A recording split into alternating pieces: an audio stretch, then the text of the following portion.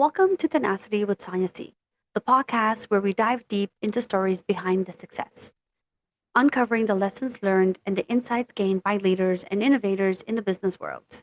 I'm your host, Sonia, and today's guest joining us is Peter Sorgenfrei.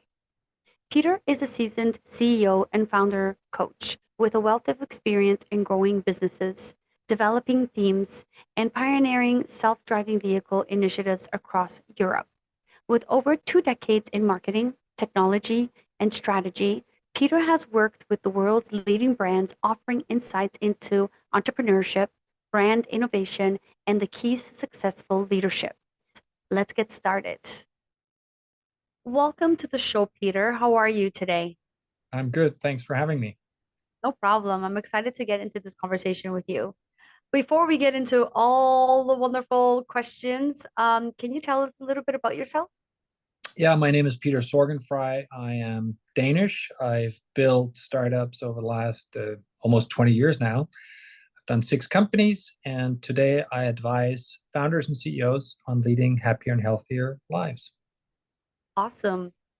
One of the things I enjoyed while I was viewing your profile was you've been there and you've done it, including lots of mistakes. Can you help others, and now you help others lead healthier and happier lives in their personal lives.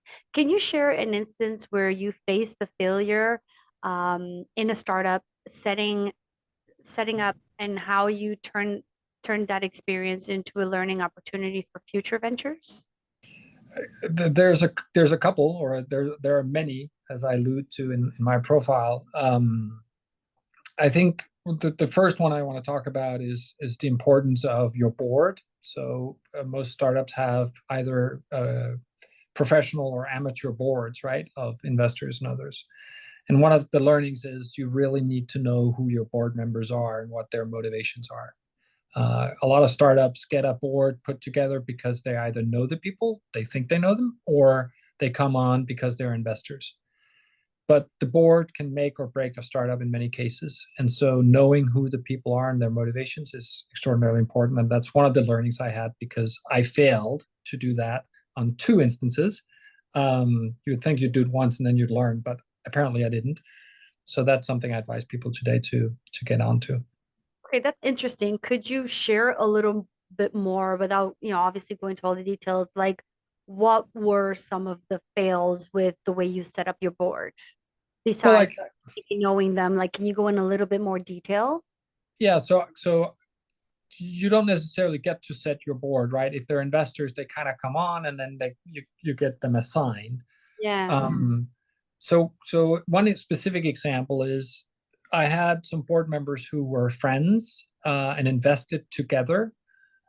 But what I failed to realize was that it was a dysfunctional friendship, and they ended up not being able to agree on what to do in the business because they couldn't, see eye to eye on the friendship side of things. Mm, And so that hurt the company, not for any reason related to what the company was doing, but because of personal challenges between the board members.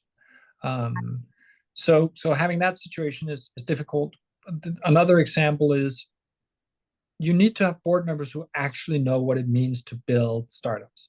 mm, Oftentimes, uh, early companies that don't have professional investors get board members who come from like industry or who are, friends of your parents or some random connection. mm, It's really important that you get board members who know what it means to build companies, who've tried it ideally, who've failed at it ideally, who can empathize with you when things get difficult, because they will. mm. Everybody wants to be a board member because it's kind of like the new black, but it's actually really difficult to be a good board member. And therefore, as a founder, you need to make sure you get people who will be good at it. Yeah, I understand. I get it. So what are the first steps you recommend founders take when transitioning from an idea to an established startup? How important is the role of market research at this stage?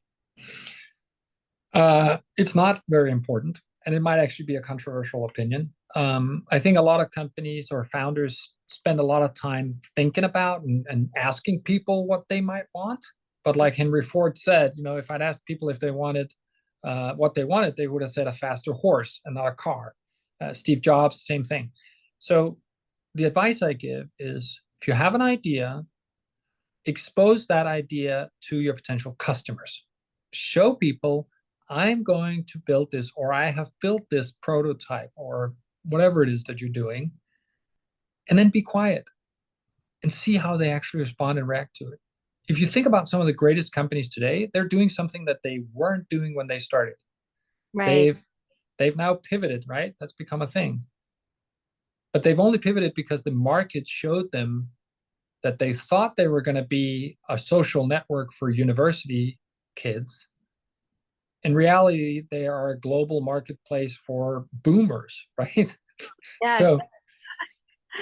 so so you have to expose your thing to the people who will actually pay you for that thing, not anybody else. And you need to do that quickly. So rather than studying at home and sitting and doing market research, put it out there, put it out in the world, and be ready to understand what the world actually wants from you rather than trying to figure it out in isolation.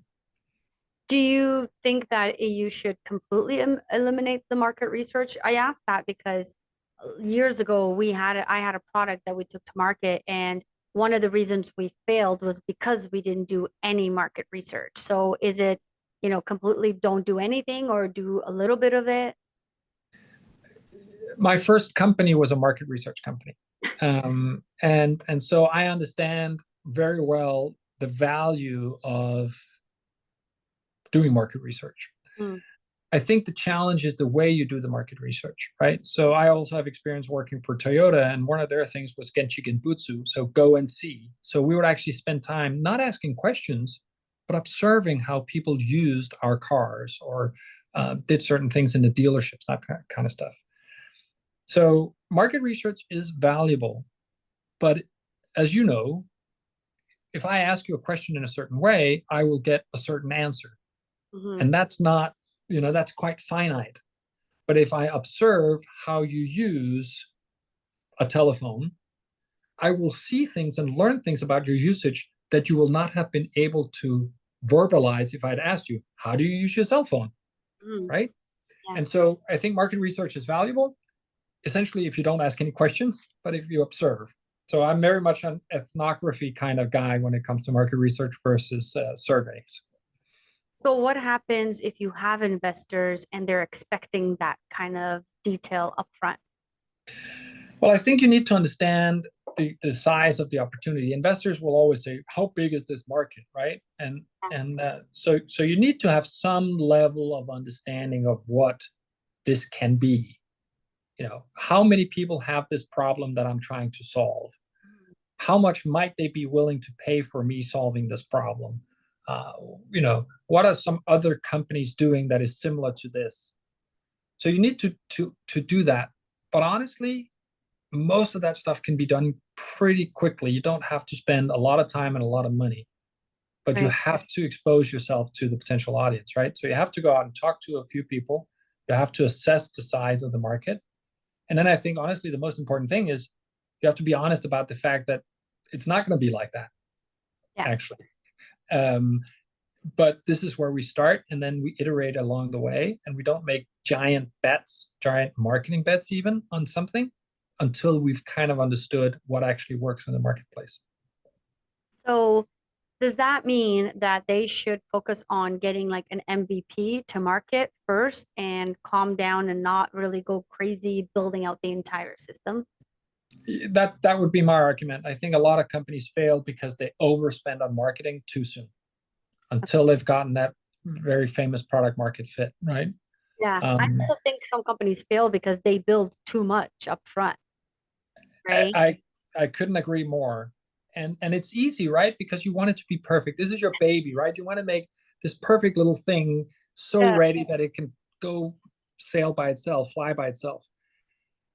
But then you don't know exactly what environment. So I'm working with a medical device company in the moment, um, and they have something which is quite genius. It's a very competitive market that they're in, Mhm. but they've essentially exposed the market to a product that looks and feels like an old clunker from before the First World War, but they're getting a feedback from the customer base that's so valuable because they tell them, say, listen, this is not what it's going to look like. This is not what it's going to feel like. Mhm. But the idea behind this product, we want you to talk to us about. So they have been brave enough to put it out there. And as a result, they're now leapfrogging their much bigger competitors because they're actually seeing what people want from them rather than thinking about it. I love that. Yeah, I totally agree with you. Getting things out to market faster with an MVP, don't spend a lot of money. I always tell that. That's sort of my story. I know sometimes you it's not perfect. There's a more failures that can happen there as long as you're willing to learn. I I always tell founders that I meet that are like 5, 7 years in with a product and they have zero customers. To me, that's always an indicator that you're doing something that's not working. Mm. If you're 7 years in and you've spent all this money and you can't get this product off the off to the races. So I think that, I think that's great advice, starting out small and really identifying, who's going to use it and how they're going to use it and get that feedback. So There- mm. yeah, sorry, go ahead.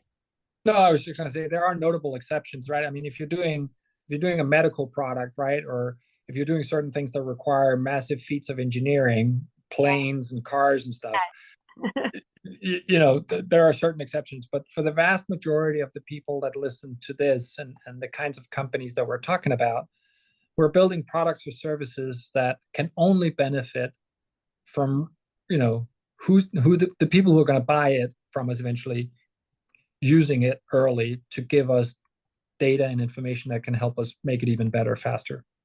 Yeah. So you were talking about you worked for Toyota, which leads me to my next question. In your journey with self-driving vehicles and other innovations, how did you approach the challenge of achieving product market fit? And what strategies would you suggest startups employ to find theirs? An open mind, Okay.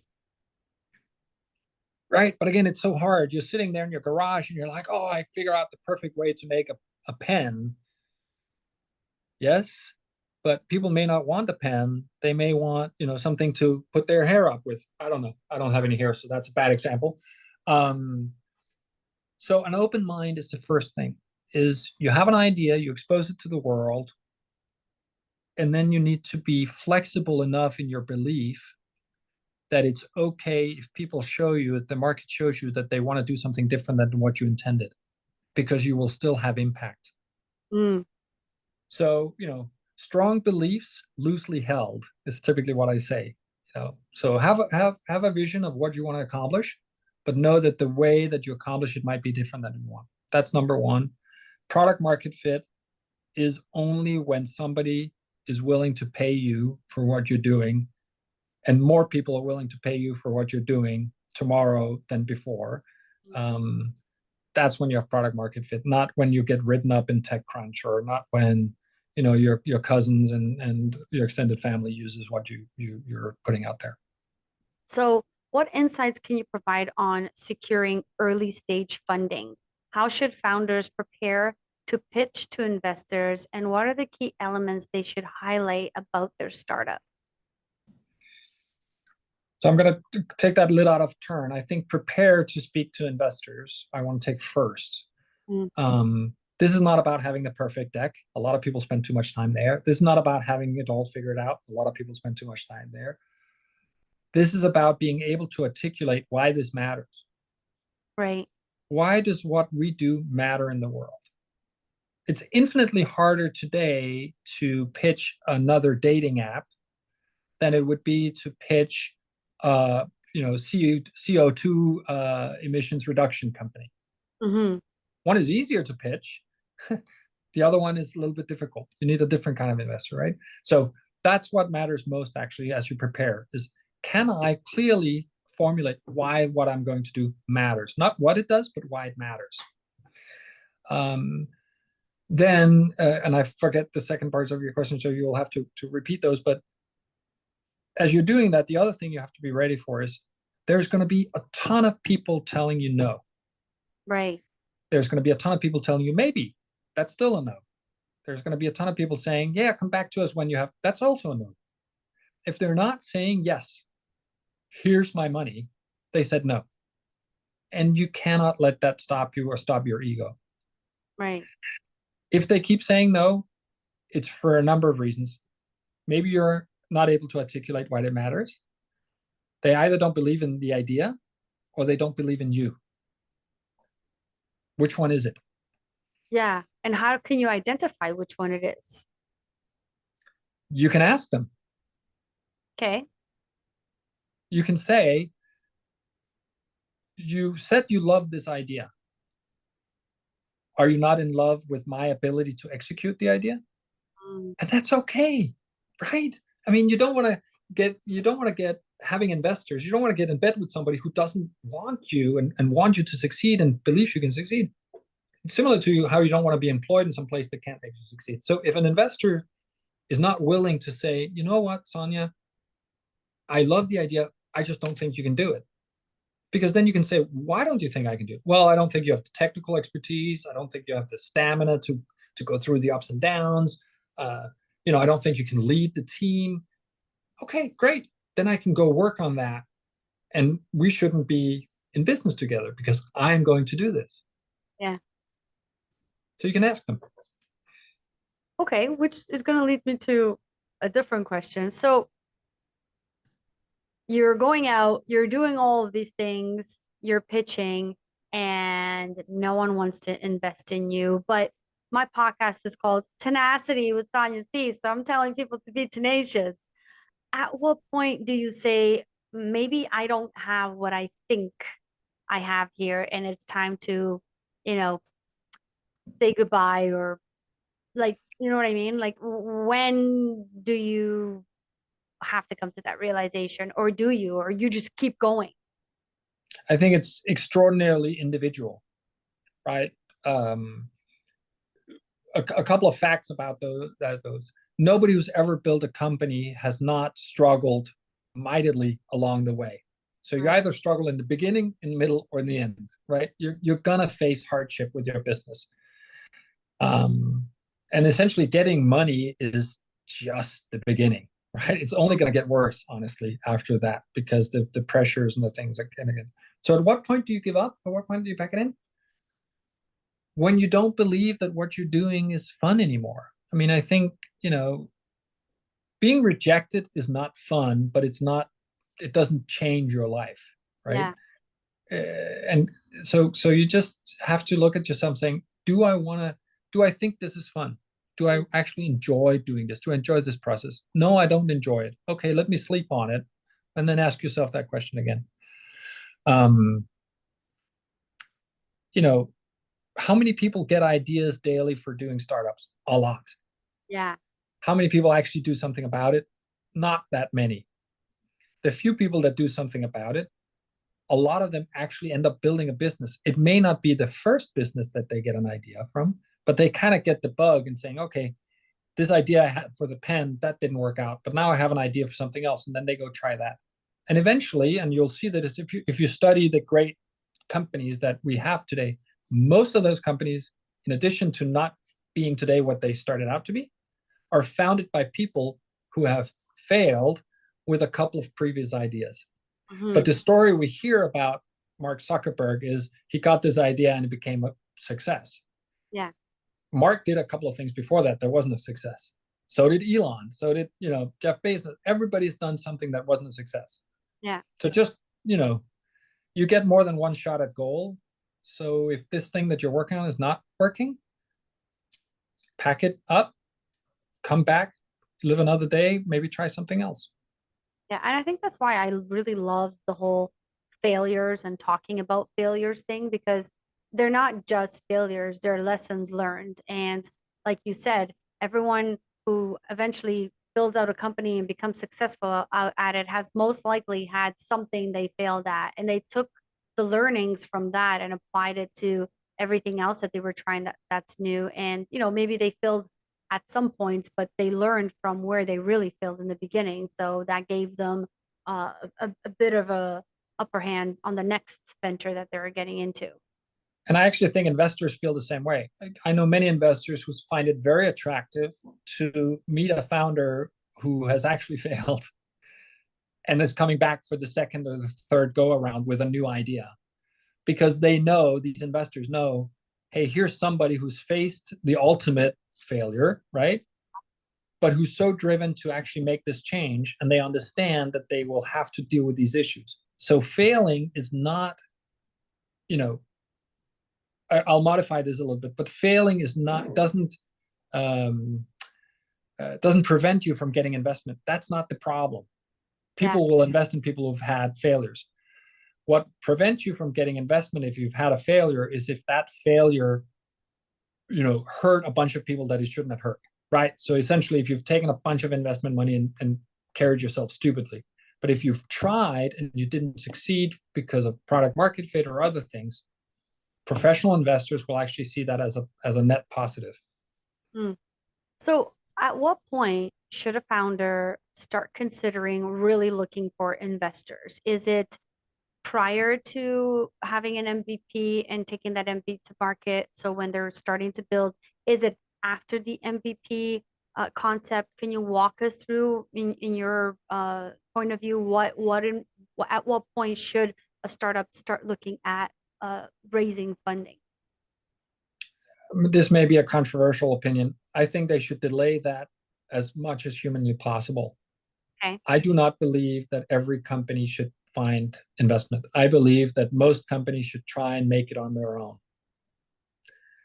For the vast majority of the businesses you want to build, you can actually get to product market fit and revenue at a cost that is low enough for you to finance it without taking professional investment. Mm, yeah. Unless you're building space rockets or railroads or other, that require capital investment.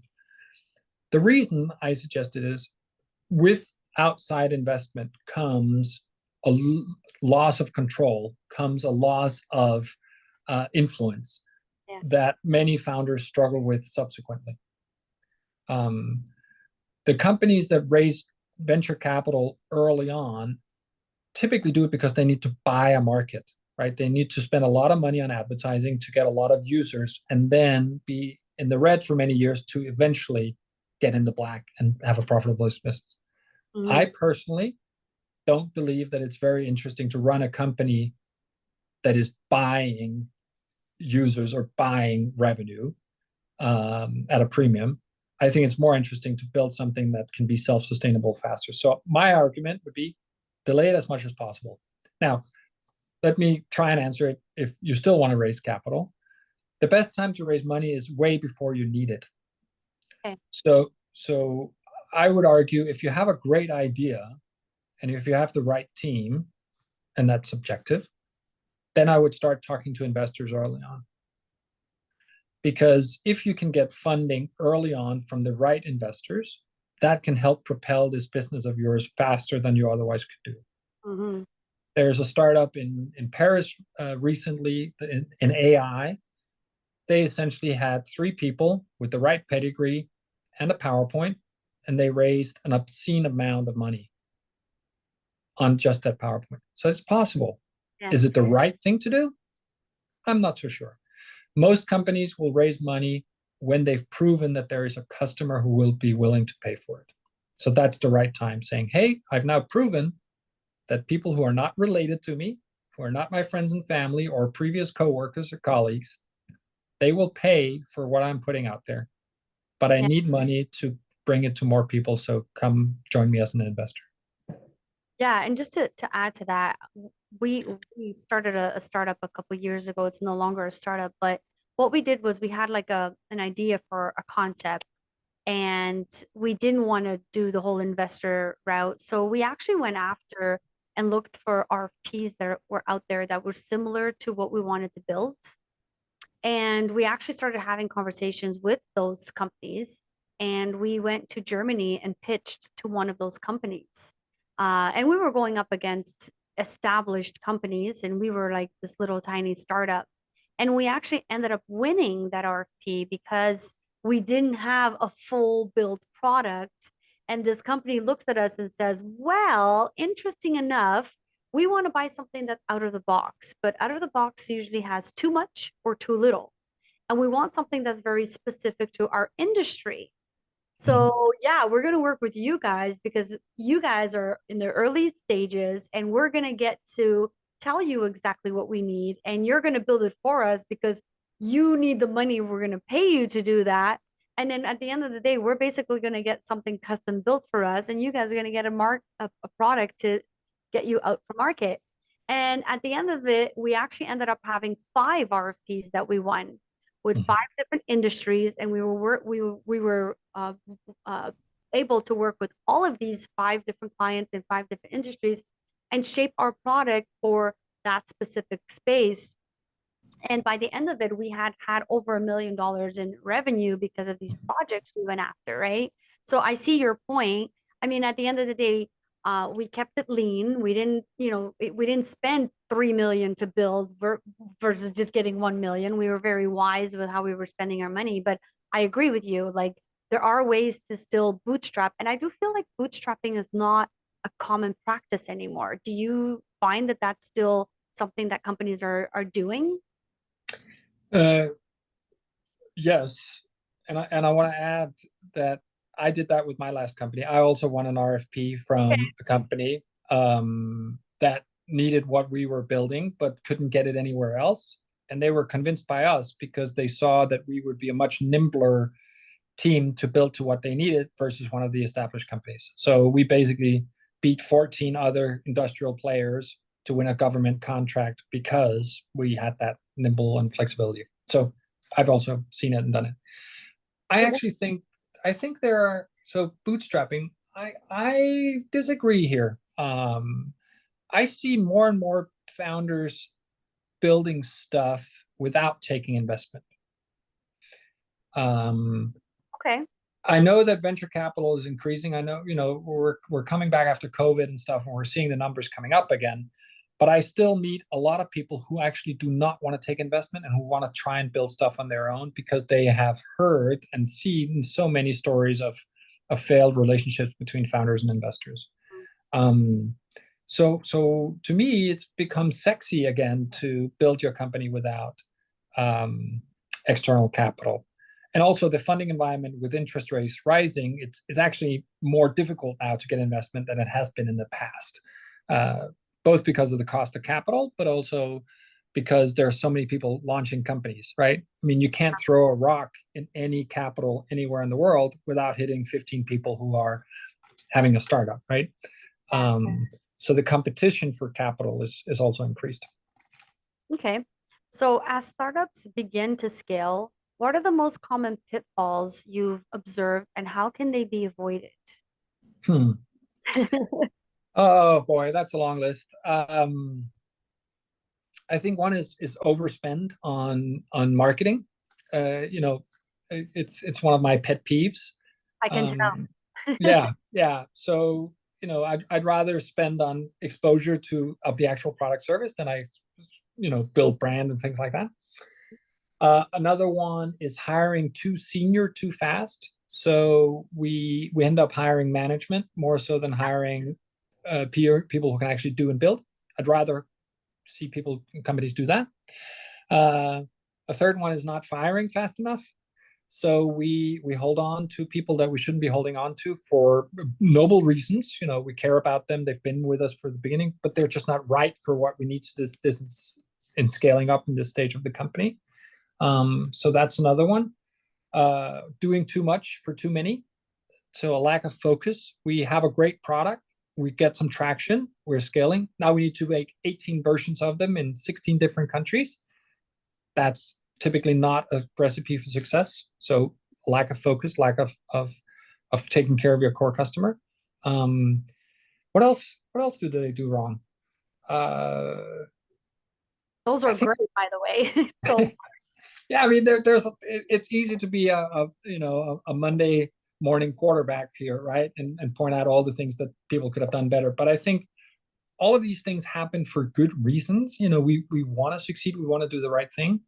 Um, the last one I think I need to mention is startups are really chaotic things, chaotic structures. Yeah. And so companies fail when they're trying to scale because they actually didn't early enough create good process, good structure around information, how we meet, how we spend our time, stuff. Because when you're a little startup, everybody works on everything at all times all together. That's great. Yeah. When we scale, we need to be more specialized and more structured in how we do it.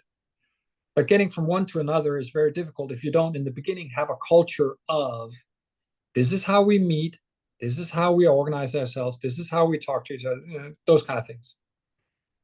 If we don't have that in the beginning, we have to figure it out as we're going along, which people think is good and sexy, and it is. But when you're 200 people in 4 different countries and you don't have good information management, or if you don't sort of limit how you meet and how everybody gets involved, you basically have 15 people involved in a problem that only 5 people shouldn't be involved with. And that doesn't scale. That's such a good point. I really like that one because it happens all the time. I see it. I've struggled with that because like when you're on the startup phases, like you're just trying to get by day to day, right? And then when Mm-hmm. you've grown, now it's a different structure and you have different teams and a lot more people to manage. So it can get a lot harder. So what recommendations do you give founders and leaders on how to accommodate that so that they can grow as the company is growing and establish those processes as they're, going from one stage to the next? The first thing I say is all information, all documents, all things needs to be available to everybody at all times. So there are a bunch of software out there. You can pick the one you love, Hmm. but I typically argue that everything should be in an open channel. So let's say we use Slack. We don't use the DMs. Everything is an open channel, and everybody has access to all channels. Of course, there are sensitive things around pay and stuff. We can talk about that, but everything else, open information. Anybody can find everything. Create a culture of if you want to find something, you can. Yeah. That's number one. Number two, restrictions.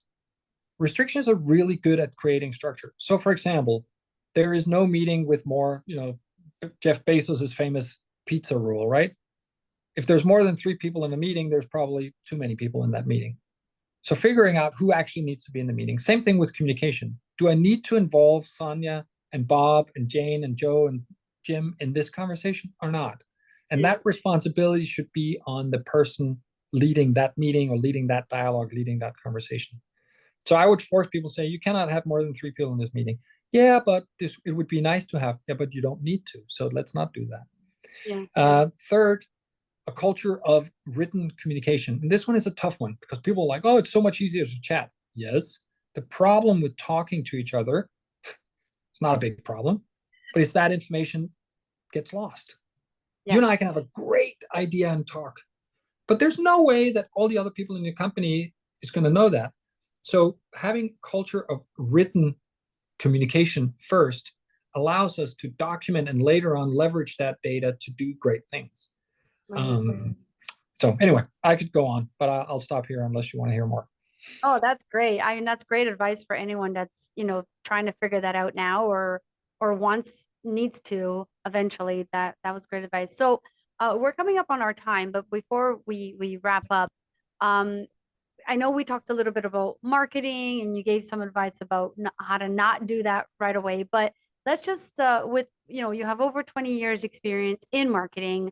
What innovative marketing strategies do you believe startups should adopt to stand out in the crowd once they're ready to go down that route?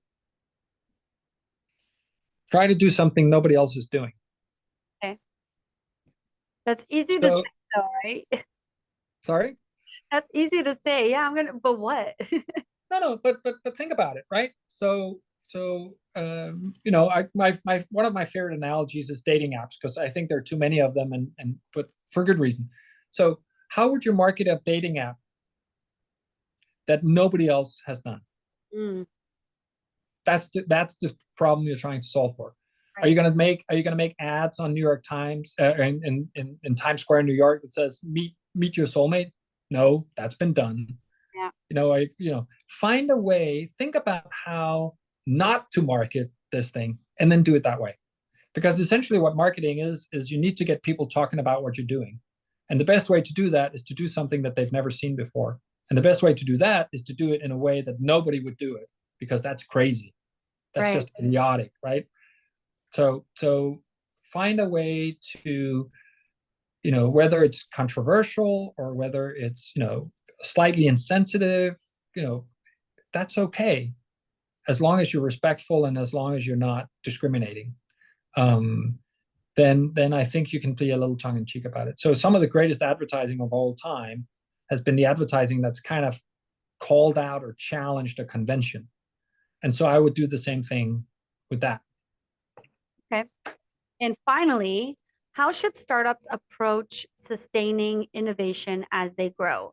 How can they continue to innovate while also scaling their operations? Mm. And that's the last one. Thank you. That's the last one. Yeah, well, that's an easy one. Throw that in there, Here's a quick, easy answer on that one. And now kids go home and do it.